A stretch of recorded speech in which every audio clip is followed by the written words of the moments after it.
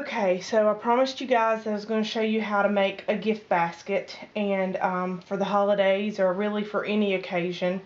And what I'm going to start out by doing is taking a basket, pick your basket, whatever kind of basket you want to use, and put some paper down in the bottom to kind of give it a little bit of filler and so that it raises up your product. Next thing you're going to do is you're going to cut into squares, depending on the size of the product you're putting in the basket. You're going to want to do some squares. I use 3 different kinds of paper every time I do a basket. So I'm going to be using the green holly printed paper, green paper, and red paper, and I'm going to alternate it. So what I'm going to do is I'm going to take my green holly paper, and then I'm going to do my red, and you're just going to kind of sit it catty-cornered like that. And then I'm going to do a green. So I want it to kind of be not exactly even, so that whenever you sit the product down in the middle of it, then that it will stand up and kind of fluff around it. So I'm going to take this, and I'm going to put the gingerbread plug-in right in the middle of the paper.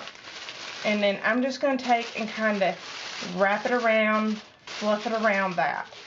And I'm going to sit it in my basket towards the back. Okay? And sometimes you just have to kind of play with it to make it stand up the way you want it, or fit in there the way you want it. Okay? So there we have the gingerbread plug-in.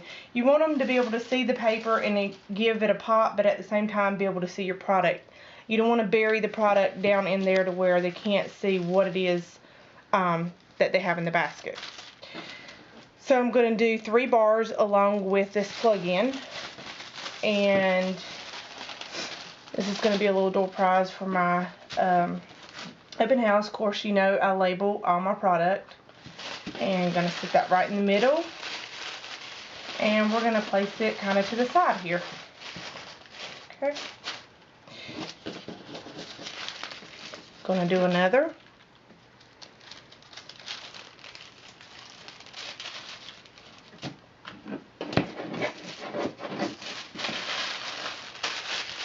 And we're going to place it right here.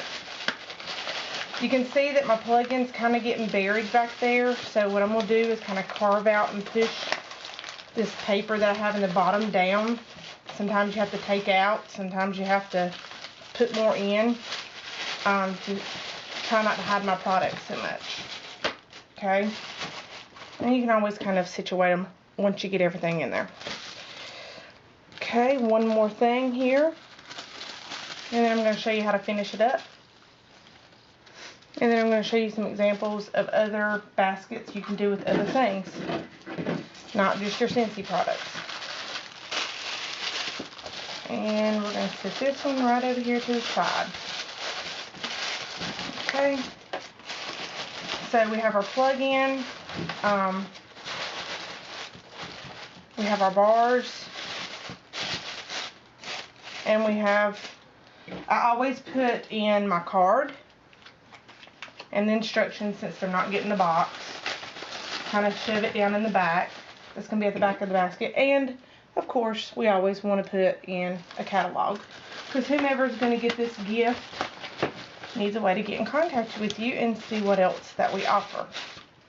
So, there's my basket. Now, what I'm going to do is take a shrink wrap bag, and I'm going to stick it in the bag. You might also want to just add a little touches in there. Put you some peppermint candy cane sticks in there just to kind of make it festive if you want to. Just play with it, have fun with it.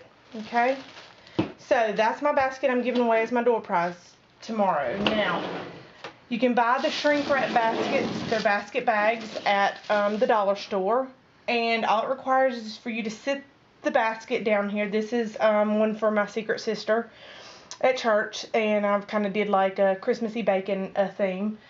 So you sit it in there, and then you take your hair dryer on high, and it's just going to melt the bag around the product. around your basket.